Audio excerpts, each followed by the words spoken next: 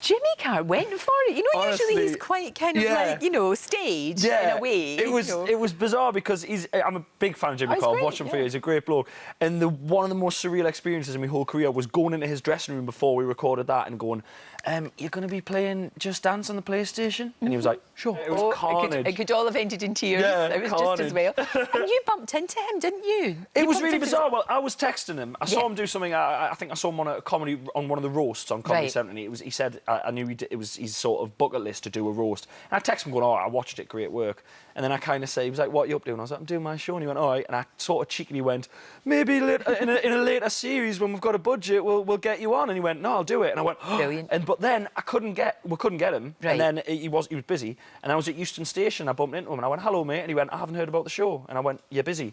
And he went, it was an amazing sentence, he went, "Am I literally on stage somewhere else when your show's getting recorded?" I went, "I don't know." He went, "Ring them again." And they rang again. And my people rang his people. And he did it. People sorted it. Trains are lucky for you, aren't they? Trains are really lucky for me. Tell me about pizza on a train. Now, a couple of years ago, I was sitting on a train a couple of years ago and I went on Twitter and I was like, I wonder if it's possible to get a pizza delivered to one of the stations as it pulls in. We're in the station for a minute and 30 seconds, something the way. Such a good idea. Yeah, so I went on Twitter and Domino's were like, "We'll do it." So we planned it and I planned it all out.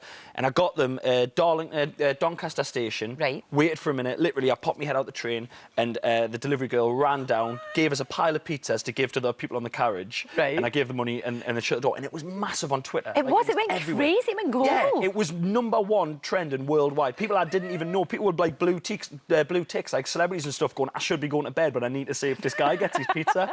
I couldn't believe it. That's amazing. So that's inspired. That has inspired every show. We'll have 2 guests each show. And then we'll have an outside, a VT thing, like an outside broadcast that's been pre-recorded where I have a guest on a train and I do a different thing. But yes, we did workout on a train with James Haskell. I did haircut on a train with Jamie Lang. Excellent. I did that. We did loads of different ones on a train, so there's one every week. So there's many things. Is there anything you haven't done on a train? Beat steady. Anything you can tell us about? The 3-foot high club. No, there's plenty of things I haven't done on a train, but you know, there's a couple more. Hopefully we'll get another series and I can do all of them. Yeah, it sounds absolutely brilliant. It's really good. Did you enjoy being in Australia? I did enjoy being in Australia. It was, you know what, it was amazing doing extra camp with all the guys. It was fantastic. Good fun. Being there was brilliant. But the only thing is, you've got to do night shift.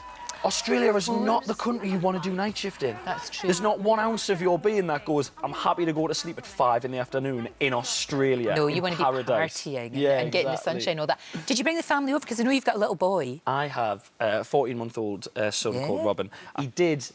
as a comedian, because I'm always away, I knew I'd miss milestones in his life. Of course. He did his first steps there with everyone watching. Oh, that's so cute. Yeah, it was amazing. Oh, literally all of them were there. He's born performer like his dad. Waiting for an audience. Exactly. And I guess, you know, you've got the big tour coming up soon. Next month, it's a big tour, isn't it? Yeah. Crazy. Have you changed as a comedian because you're a dad? I mean, are they a wonderful source of material? They are, but I don't want to do... This next show is called Is That Chris Ramsey? And it's a kind of an idiot's look at an existential crisis of, because I'm a dad now, am I just a dad or am I still me? That's the thing. Well, that's so good, a man doing that, because normally that's women that... Oh, yeah, I'm not your stereotypical bloke. But I didn't want to do a dad show. I didn't want it to be... Because I've got teenage fans. I've got fans who don't like kids. I know I have. And you know what I mean? Not everyone loves kids.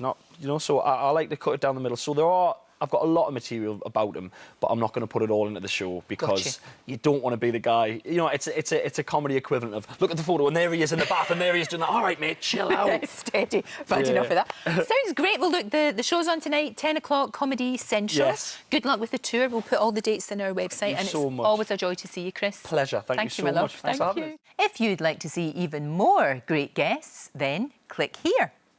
There are plenty more fantastic interviews to come, so make sure that you subscribe.